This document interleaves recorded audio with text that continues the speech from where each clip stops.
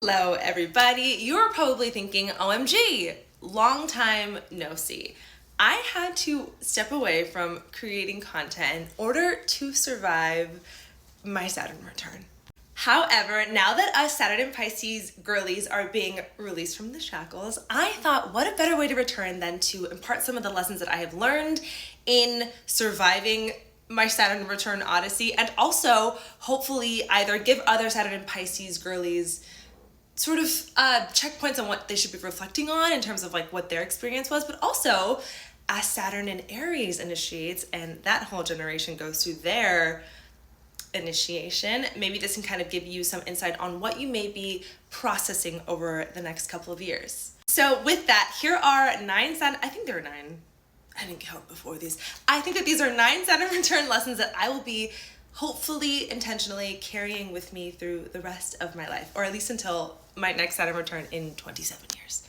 The first lesson is that you are your own home, your vessel, your inner world is the only home that you will be chained to for the rest of the time being. And so it's so important to give yourself the routine, the diet, and the discipline necessary to be a home that you thrive in. The second is something that I think Saturn wants to drive in us no matter what aspect it's transiting in our chart, but your well-being from physical to spiritual deserves all of your investment. So whatever tending to your physical, mental, emotional, and spiritual and sexual health looks like, it's so important that that is a priority in how you shape your routine and how you shape your habits. It's just so important that you protect the sacred nature of your well-being. The next one is to keep things clean and decluttered in every single sense. That means keeping your inner world decluttered, keeping your social group decluttered, but also like keeping your room. I don't know if my room is decluttered right now. It's pretty decluttered. I've honestly always been a pristine kind of girl, but your car, anything that belongs to you, keeping it as neat as possible. I saw Kris Jenner recently say that like her tip for a woman's success is to make sure that she always has a clean car, and everyone came for her because they thought that it was like tone deaf, but I was like, nah, I get what Ms. Jenna's saying. The next one might be a little bit vague, but everything is an energetic exchange. The world will react to you depending on how you react to it. If you choose to see abundance, then it will flow. And I think really what I mean is that how you interact with every experience and everything happening around you really determines how you experience that experience and everything around you. So it's so important that you choose to see how something is happening for you, how you can extract a lesson or abundance, while still obviously giving yourself permission to grieve and to feel all the rational feelings of experiencing strife. It's so important that you choose ultimately to find the highest vibrational timeline when it comes to processing everything that life is moving you through. Does that make sense? It's been a while, guys. The next one is that where there is love, there is grief. Pain means that you love something deeply and you have to be okay with that. That has been probably the centerpiece of this latter half of my Saturn return. If you love something completely, you have to be okay with the fact that that may at some point be accompanied with loss and that nothing is promised. And so even though pain is inevitable, it is still worth loving something completely wholly. And I think that that can be applied to anything. Failure is always a possibility when you are chasing some sort of success, and that still means you should still chase the success. So that basically, pain doesn't eclipse how rich and all-encompassing love can be, and it doesn't make it any less of a gorgeous experience. It just means that you need to be okay with accepting the fact that love often comes accompanied with pain. The next one, boy, are we just yapping. Time is fleeting. Obviously, we know this. I had a Saturn and Pisces return, so you can obviously understand all of the themes that I may have recently experienced. But time is fleeting, nothing is promised. You have to be present radically. Stop living in your plans, do it now and do it with love. I don't know if there's any other way to say that. I think it's so important that we are radically present in every single moment. I found myself being completely there with every meal, with every conversation, with every walk, with every beach day, with every moment, even when I'm petting my dog. I'm just with her. I'm so with her. I'm so with everyone. And I think it really deepens the sense of love and fulfillment. And I think it also strengthens your memory so that when you go back and review your life, you have a more concrete idea of everything that you lived and felt.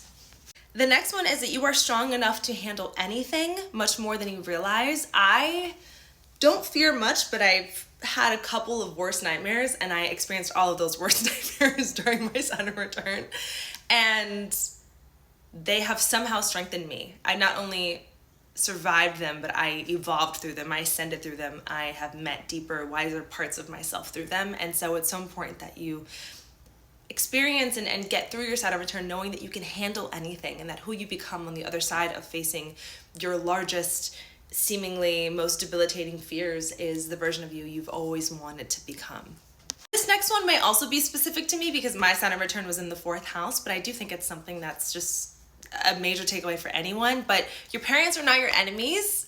Your parents are complex humans that are doing life for the first time as well, and you can waste time making an enemy out of them, of course, unless you've like experienced some sort of explicit abuse. I obviously think there's exceptions for every rule, but ultimately, if you can meet your parents with compassion and empathy and be present with them and be curious about them and approach them with love, you can learn so much more about yourself, and you can cultivate such a deeper sense of peace in your own life. This one is probably my favorite. It says, ask your body how it feels about everything, particularly about how it feels after hanging out or communicating with a friend, because that is all the feedback that you will need. I have been so somatically aware recently, and all of the friends that do not, or that make me feel drained after hanging out with them, that make me feel less than, that make me feel icky after hanging out with them, cannot and will not receive any more access to my energy. And also just like opportunities, if job opportunities, if experiences that have to do with your creative goals come up, assessing how it feels in your body first and foremost should be the first checkpoint before ever intellectualizing anything. Ask your body how it feels about every person, every opportunity, every home, every space, every place that you visit. If you're planning a trip, ask your body how it feels about potentially going to a certain state or country. And if there's any sort of resistance, listen to that and honor that. Say these last two together because I know that I'm just yapping away. The next one is always speak up and never, ever, ever abandon your needs to maintain the status quo or to maintain someone else's peace. I mean, that just goes without saying, but you owe yourself your sovereign loyalty.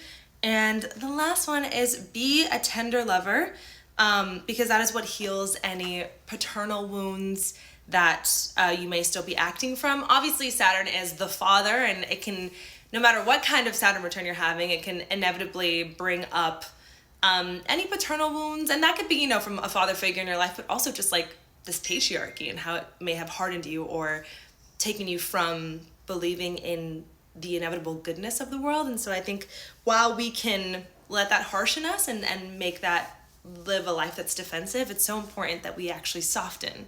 And knowing that softening does not mean abandoning your boundaries or abandoning your needs, but rather softening is choosing to come from love, choosing to see love, choosing to love yourself first and foremost, and build boundaries and honor that self-love, but ultimately to just be a kind and soft lover and trust that in living in that energy, life will give you more things to love. Okay, that was my speech. Bye, guys.